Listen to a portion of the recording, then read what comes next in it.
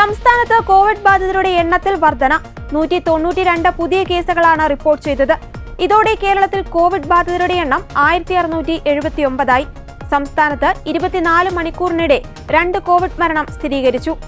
74 വയസ്സുള്ള സ്ത്രീയും 79 വയസ്സുള്ള പുരുഷനുമാണ് കോവിഡ് ബാധിച്ച് മരിച്ചത്.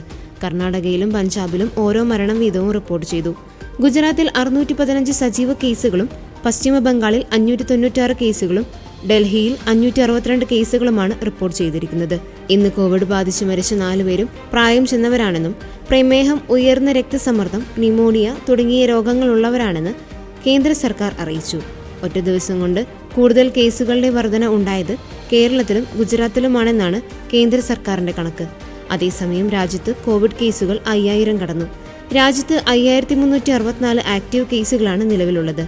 പഞ്ചാബ്, ഡൽഹി എന്നിവിടങ്ങളിലാണ് ഉയർന്ന കോവിഡ് കേസുകൾ റിപ്പോർട്ട് ചെയ്തത്. വിവിധ സംസ്ഥാനങ്ങളിലായി രോഗമുക്തി നേടിയതിനെ തുടർന്ന് 4724 പേരെ ആശുപത്രിയിൽ നിന്ന് ഡിസ്ചാർജ് ചെയ്തു.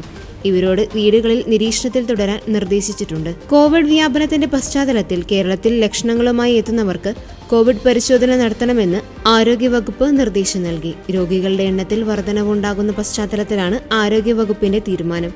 പുതിയ 4 വകഭേദങ്ങൾ എന്നാണ് കോവിഡ് വ്യാപനത്തിന് കാരണമെന്നാണ് പുതിയ റിപ്പോർട്ട്. വ്യാപനശേഷി കൂടുതലാണെങ്കിലും പുതിയ വകഭേദത്തിന് തീവ്രത കുറവാണെന്നാണ് വിദഗ്ധർ പറയുന്നത്. ഓക്സിജൻ, ബെഡുകൾ, വെന്റിലേറ്ററുകൾ, ആവശ്യ മരുന്നുകൾ എന്നിവയുടെ ലഭ്യത ഉറപ്പാക്കണം.